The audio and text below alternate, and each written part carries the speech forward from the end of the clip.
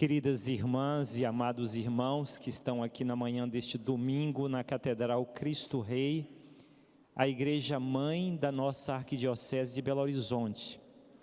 A você também que nos acompanha, que se une a nós nessa celebração, pelos meios de comunicação, pela transmissão na rede Catedral de Comunicação, TV Horizonte e Rádio América. Estamos no 22º domingo do tempo comum. Neste ano, meus irmãos e minhas irmãs, estamos sendo acompanhados, estamos acompanhando a catequese do evangelista Lucas. Lucas nos introduz no mistério de Cristo. Lucas nos faz colocar o pé na estrada junto com os discípulos do primeiro momento. Nós, discípulos deste momento, estamos também chamados a nos colocar no seguimento de Jesus. E o texto de Lucas mostra exatamente uma seção muito característica dele, que está ali entre os capítulos 9 e capítulo 19, a chamada longa viagem, ou a grande viagem que Jesus faz indo para Jerusalém. Os especialistas na Bíblia dizem que não se trata de um deslocamento geográfico, mas de uma verdadeira catequese, de ensinamentos que Lucas fez questão de colocar numa dinâmica de caminho, até porque os primeiros discípulos de Jesus foram chamados, lá nos Atos dos Apóstolos, de os do caminho, para demonstrar que a fé cristã é algo dinâmico, não comporta em atitudes muito fechadas e muito rígidas, mas é sempre um caminho, à frente o mestre e cada um de nós no seu segmento. Lucas é, por assim dizer, o evangelho do caminho, ou o evangelho dos discípulos, o evangelho daqueles que se colocam na escuta das palavras e na observação da prática do mestre. E o que Lucas nos ensina nesse 22º domingo? O que Jesus, anunciado por Lucas, está nos ensinando?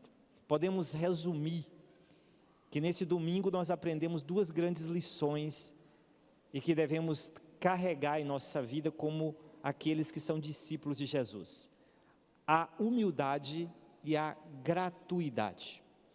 A humildade que já é louvada e é incentivada pelo autor do livro do Eclesiástico. Veja uma frase lapidar.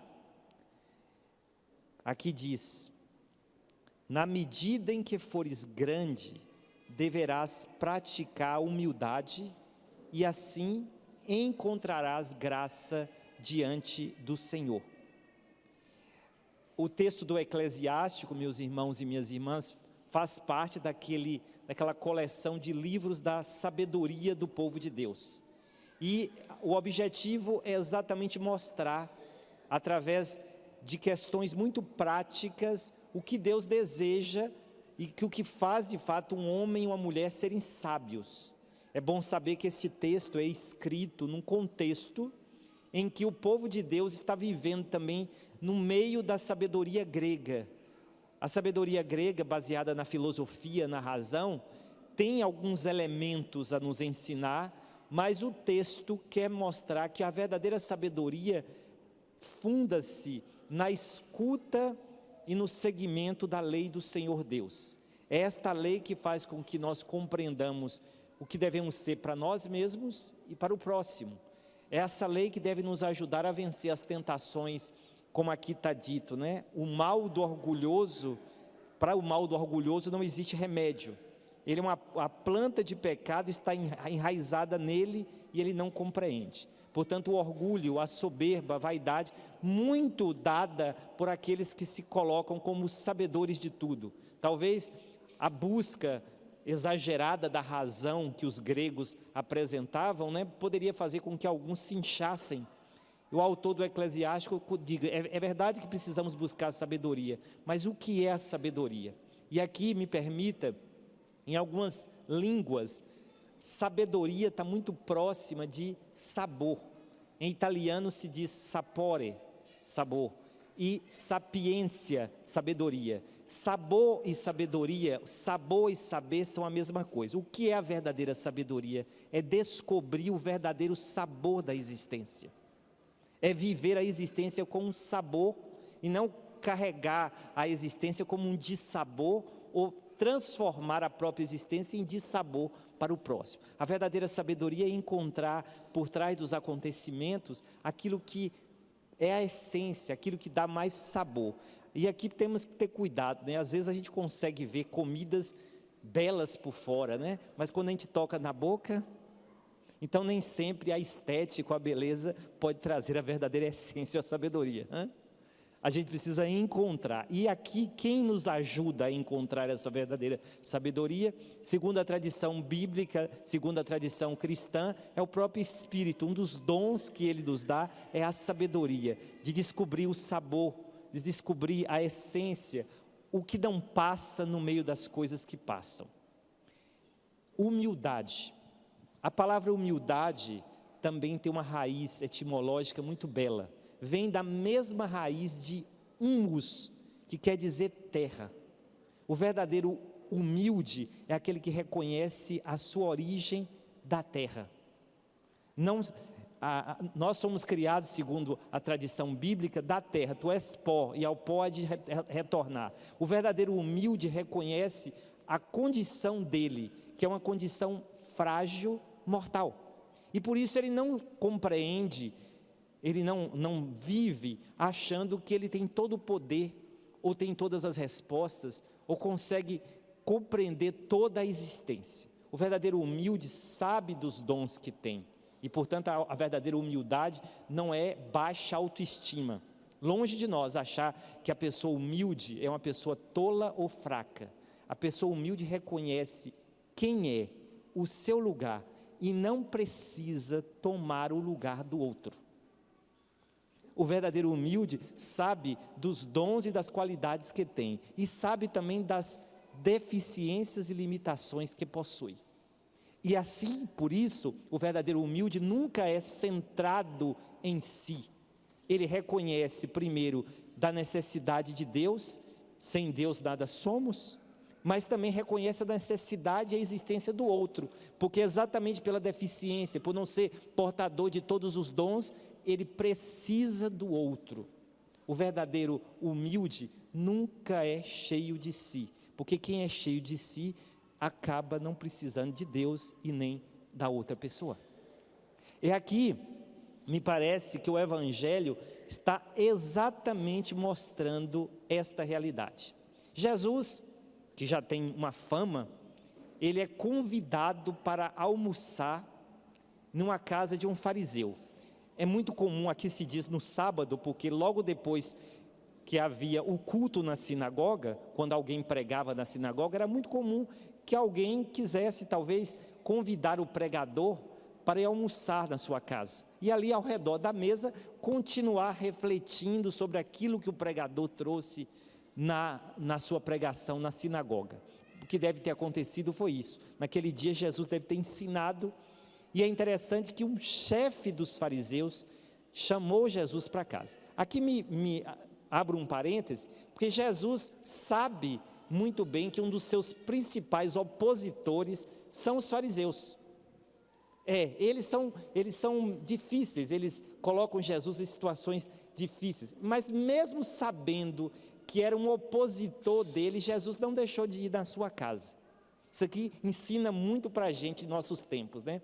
Nossos tempos tão polarizados, onde o outro que não pensa igual a mim, o que não veste a camisa do meu time, o que não pensa como eu, é considerado um inimigo que eu quero destruir. Ora, Jesus foi ao encontro daqueles que são contrários a ele.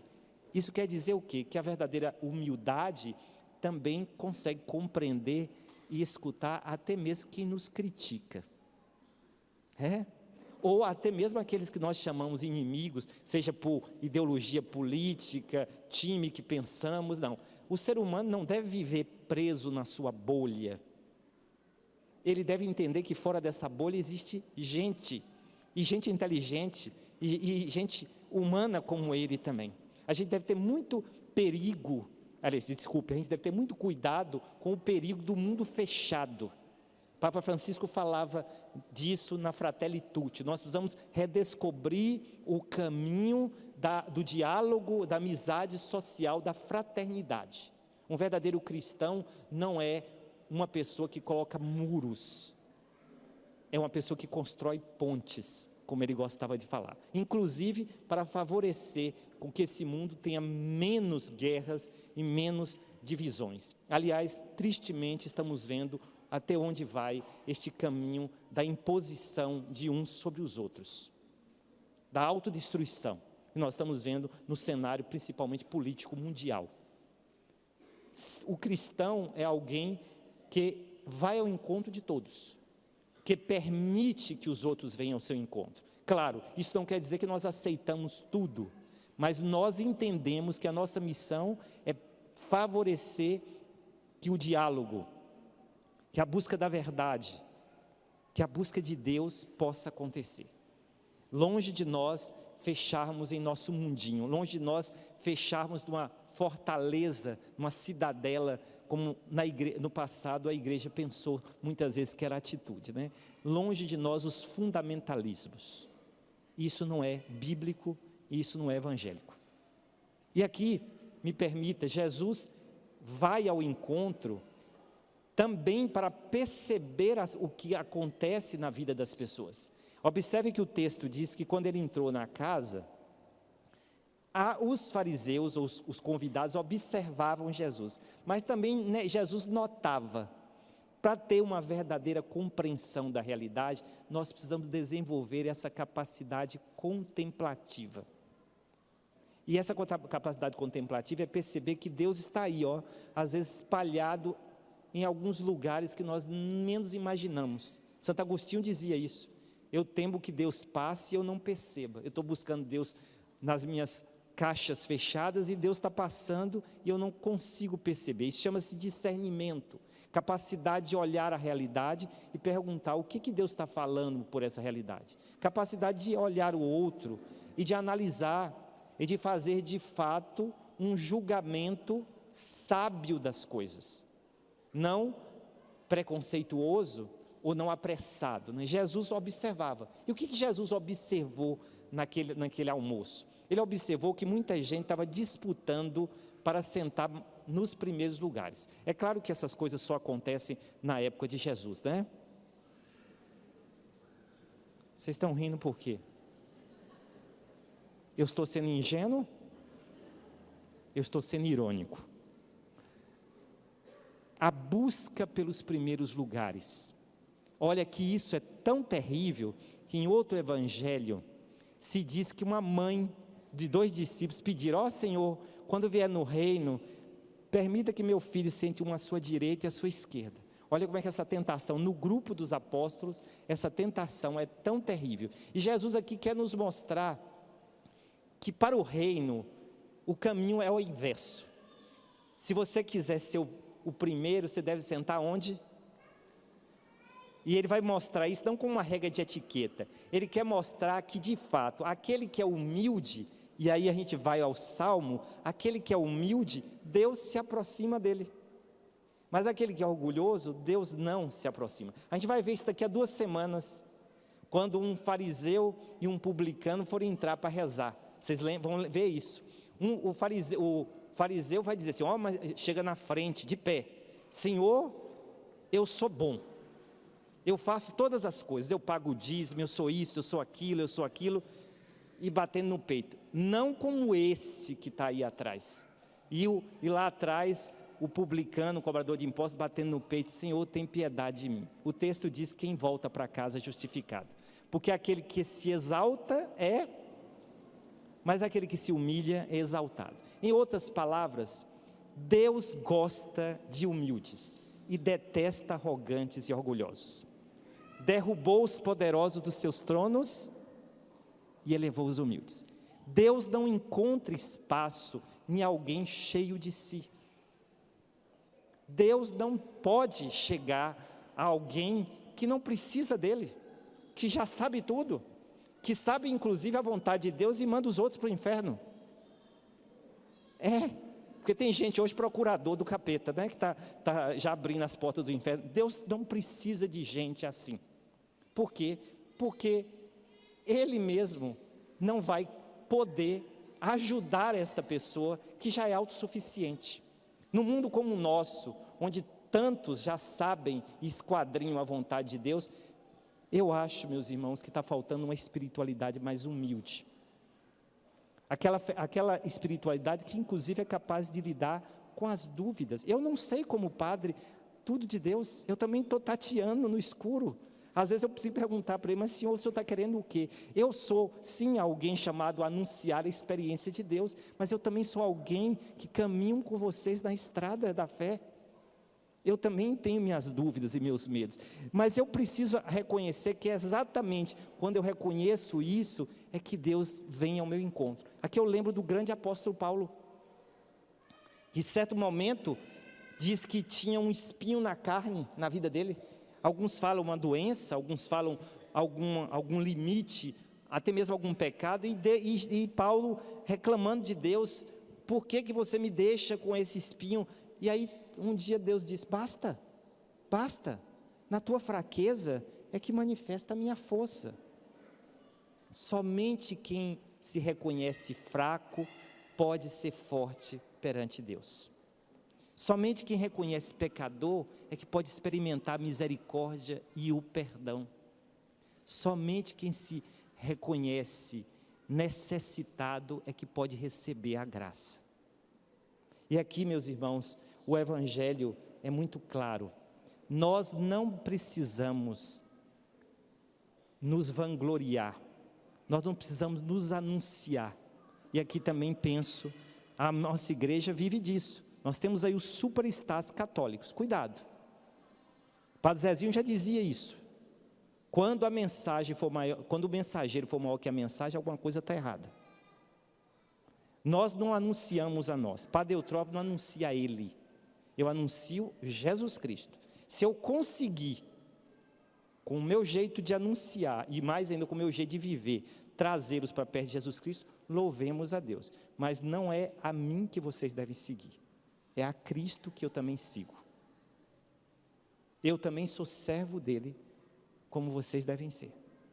Nós não somos donos do Evangelho e nem proprietários de Deus. Nós somos servidores do Evangelho e servidores do Senhor, para que o povo de Deus possa aproximar e viver essa experiência.